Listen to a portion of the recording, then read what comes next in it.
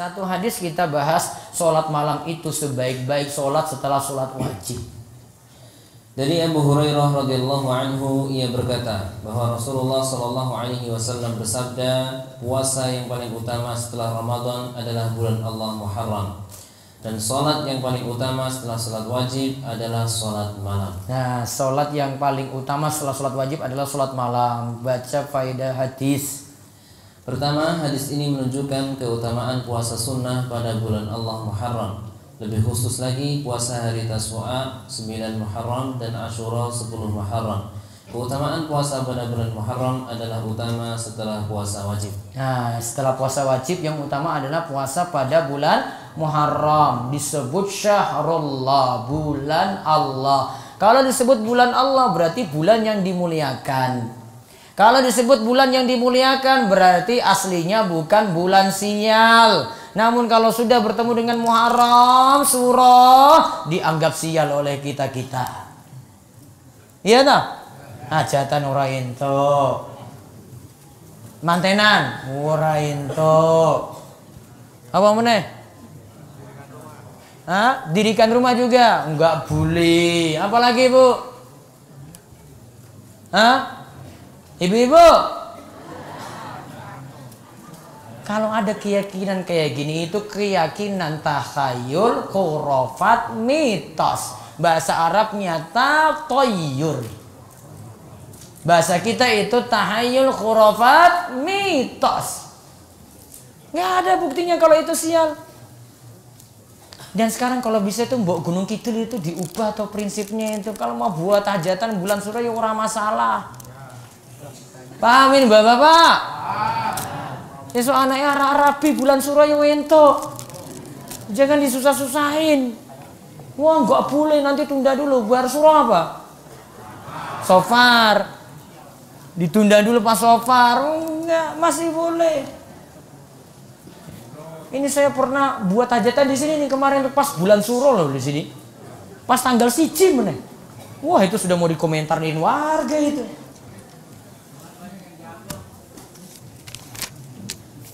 Padahal nggak ada sial apa-apa. Allah yang ngatur berganti malam dan siang. Allah yang ngatur waktu juga. Kalau sial juga nanti Allah yang tentukan sial atau tidak. Bukan kita yang ngatur seperti itu.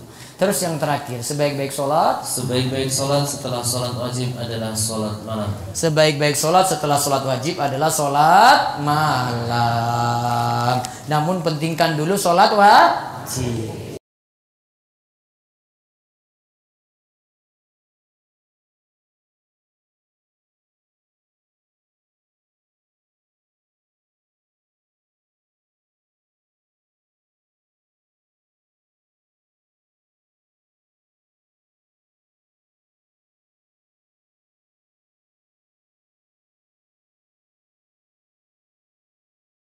Saya takmir masjid, mempersilakan 2 orang minta air wudhu masjid untuk syarat mendirikan rumah, untuk syarat resi'i pekarangan.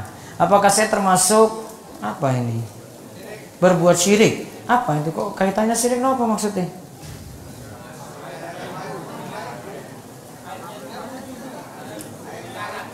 Bagaimana sikap saya bila ada orang yang minta seperti itu? Kenapa sampai syirik?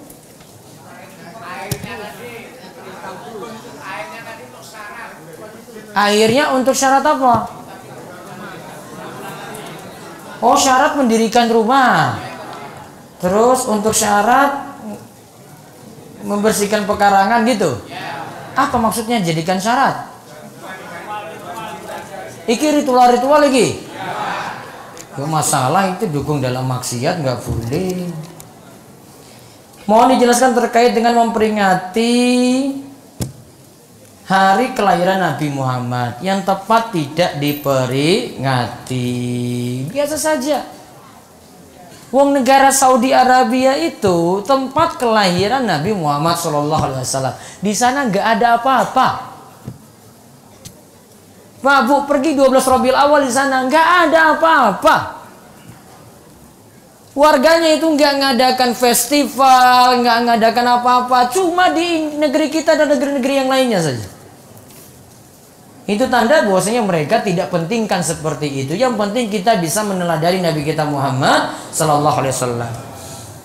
Ustaz, kepanjangan gelar RC itu apa ya Ustaz? Aduh saya lupa ya gelarnya itu ya. Ustaz, lebih baik nikah terlebih dahulu atau belajar bahasa Arab dulu? Kepose iki Pak. Nikah dulu apa bahasa Arab dulu? Soalnya kalau nikah dulu nanti dia bilang saya nanti pas bahasa Arab pas nikah. Ternyata ketika sudah nikah orang belajar blas. Kalau saya sih suruh belajar agama saja dulu. Itu. Kuburan yang ada kijingnya itu gimana? Wis tak terangkat tadi toh. Kijing itu pakai semen enggak? Ya wes. Sekitar jam 2:30 dini hari saya mendengar ada suara seperti pengajian. Tapi setelah saya dengarkan lama kelamaan suara itu hilang. Sebenarnya itu suara apa? Saya nggak tahu suara apa. Wah. Mungkin uang ngaji lagi tahajud malam-malam. Bisa kan? Masa setan ngaji gitu kan orang mungkin. Ya kan? Mungkin ada yang nyetel radio gitu pas nyetel DS. Dia dengar ke suaranya gitu. Nggak ada suara yang lain, mungkin suara dia itu saja. Mungkin saja. Saya nggak tahu. Apakah termasuk dosa Pak Ustadz jika waktu sholat tiba kita lebih memilih melanjutkan kerja karena waktu masih panjang? Tetap sholat namun tidak ikut jamaah di masjid. Kalau yang nanya laki-laki itu berjamaah di masjid. Kecuali ibu. Kecuali kalau bapak mau jadi ibu-ibu. Nggak mau kan? Maka tempat panjenengan di mana Pak? Masjid. Hukum menjawab salam yang tidak sempurna. Contoh askum, mikum. Apa ini? Kum-kum. Salam itu mbok lengkap orang pelit-pelit. Kan kita kayak ngomong gitu ya, kan nggak mungkin askum. Apa askum? Assalamualaikum. Orang disingkat-singkat. Dasar uang pelit juga kayak gitu. Ustadz, saya boleh fotokopi buletin dibagikan kepada teman-teman? Boleh saja. Bisa juga copy di website, silakan untuk diperbanyak.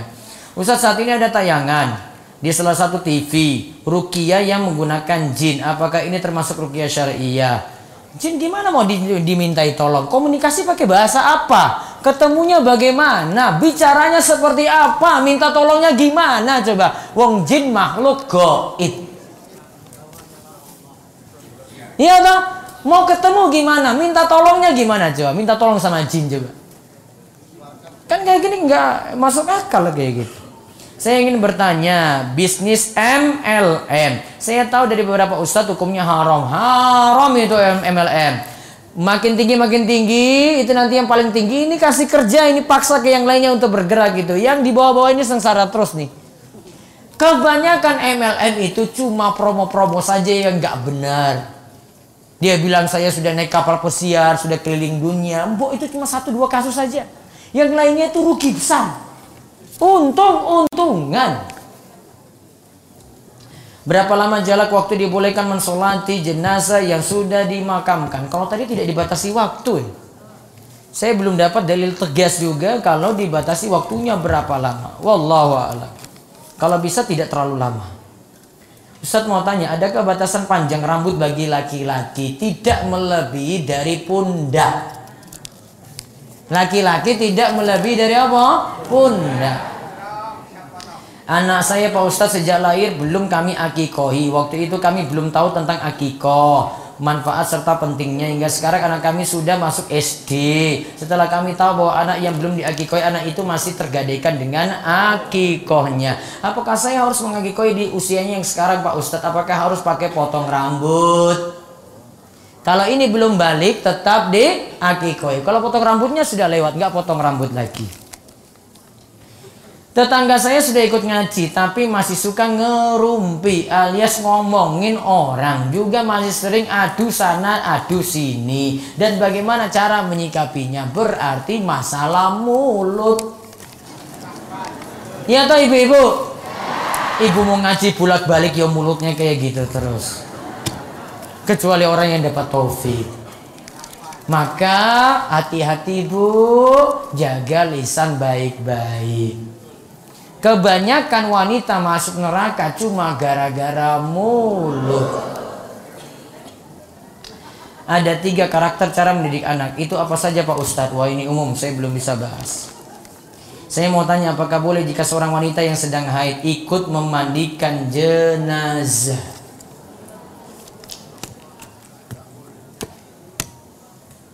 Gak pengaruh apa-apa dia untuk jenazahnya. Maka tidak ada masalah. Dia wudukan ya dia bantu orang kan. Terus dia mandikan juga kan gak pengaruh untuk dirinya. Kalau mau larang, wallah alam, tidak ada dalil tegas di sini. Apabila menukarkan beras dengan beras yang kualitasnya lebih baik, lalu kita menambahkan sejumlah uang untuk menyetarakannya, apakah termasuk riba? Iya riba, masuk riba fadl karena ada kelebihan. Beras itu komoditi ribawi, beras yang satu lagi komoditi ribawi. Beras yang sejenis ini sama-sama beras boleh ditukar dengan 2 syarat. Yang pertama, yadan biyadin, harus tunai. Yang kedua, mislan bi mislin, harus sama kiloannya. Maka nggak boleh ada tambahan. Maka strateginya beras yang jelek dijual dulu. Terus dapat uang ya. Nah uang yang ada ini dipakai untuk beli beras yang bagus. Seperti itu caranya. Wallahu a'lam bishawab. Kita cukupkan. Nanti ketemu lagi hari Ahad ya. Botol minumnya dipegang, jangan sampai hilang. Nanti Bapak sholat jenazah bareng saya setelah ini insyaallah di rumah kediaman. Demikian kita ketemu lagi hari Ahad insyaallah, mudah-mudahan panjang umur. Besok malam Sabtu libur ya. Nah, kita cukupkan, kita tutup kalian doa kafaratul majlis. Monggo. Subhanakallahumma bihamdika asyhadu an la ilaha illa anta astaghfiruka wa atubu ilaik. Assalamualaikum warahmatullahi wabarakatuh.